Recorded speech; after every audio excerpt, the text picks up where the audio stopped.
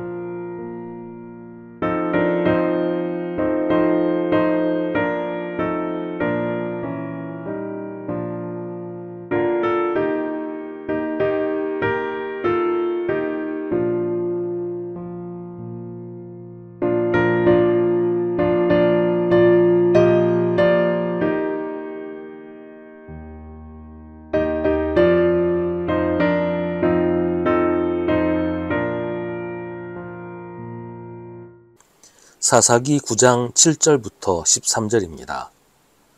사람들이 이 소식을 요담에게 전하니 그가 그리심산 꼭대기에 올라가 서서 큰 소리로 그들에게 외쳤다. 세겜 성읍 사람들은 내 말을 들으십시오. 그래야 하나님이 여러분의 청을 들어주실 것입니다. 하루는 나무들이 기름을 부어 자기들의 왕을 세우려고 길을 나섰습니다. 그들은 올리브 나무에게 가서 말하였습니다. 네가 우리의 왕이 되어라. 그러나 올리브 나무는 그들에게 대답하였습니다. 내가 어찌 하나님과 사람을 영화롭게 하는 이 풍성한 기름 내는 일을 그만두고 가서 다른 나무들 위에서 날뛰겠느냐. 그래서 나무들은 무화과 나무에게 말하였습니다. 네가 와서 우리의 왕이 되어라. 그러나 무화과 나무도 그들에게 대답하였습니다. 내가 어찌 달고 맛있는 과일 맺기를 그만두고 가서 다른 나무들 위에서 날뛰겠느냐. 그래서 나무들은 포도나무에게 말하였습니다. 네가 와서 우리의 왕이 되어라. 그러나 포도나무도 그들에게 대답하였습니다. 내가 어찌 하나님과 사람을 즐겁게 하는 포도주 내는 일을 그만두고 가서 다른 나무들 위에서 날뛰겠느냐. 오늘 이 성경 말씀의 배경은 이스라엘의 사사시대입니다. 사사시대는 이스라엘에 왕이 없었어요. 정확하게 말하면 왕이 없는 건 아니었어요. 하나님이 왕이셨습니다. 하나님께서 이스라엘의 왕을 세우지 못하게 하신 것은 하나님께서 왕이시기 때문이었는데 이건 이제 이집트에서의 경험 때문이었어요. 이집트는 공식적으로 왕 한 사람만 자유인이고 모든 백성은 왕의 노예였습니다. 물론 현실적으로는 백성들 사이에서도 다양한 계급들이 있었지만 공식적으로는 모두가 한 사람 왕의 노예인 것이었어요. 그런 나라에서 이스라엘은 노예로 살아야 했습니다. 그러다가 하나님의 은혜로 해방이 되어서 이제는 자기들만의 나라를 가지게 되었어요. 하나님은 이스라엘이라는 나라를 새로 세우시면서 이집트처럼 한 사람의 왕 밑에 모든 백성이 노예인 그런 나라가 되면 안 된다고 하시는 거예요. 만약에 왕의 자리에 하나님이 계시면 모든 사람은 다 평등하게 됩니다. 왕이신 하나님 아래 모든 백성이 평등하고 자유롭게 되는 거예요. 누구도 노예가 아니고 누구도 노예를 부리는 그런 주인이 될 수가 없는 것이죠. 하나님이 왕이시면 모든 백성은 왕이신 하나님의 백성이고 모두가 평등한 자유인이 되는 겁니다. 그래서 하나님은 이스라엘이 왕을 세우지 못하게 하셨어요. 왕 대신에 하나님께서는 사사를 임명하셔서 종교와 정치와 군사를 담당하게 하셨습니다. 기드온 역시 사사 가운데 하나였어요. 그런데 기드온이 죽은 후에 기드온의 아들 가운데 아비멜렉이 자기가 스스로 왕이 되겠다고 하는 거예요. 아비멜렉이라는 이름은 왕의 아들이라는 뜻입니다. 아비멜렉이 원래부터 아비멜렉이라는 이름을 가졌던 것인지 왕이 되기로 하고서 이름을 바꿨는지는 분명하지 않습니다. 아비멜렉은 자기가 왕이 되어야 하는 이유를 이렇게 설명합니다. 여룻바알의 아들 70명이 모두 다스리는 것하고 한 사람이 다스리는 것하고 어느 것이 더 좋은지 물어보아 주십시오. 이건 말이 안 되는 얘기예요.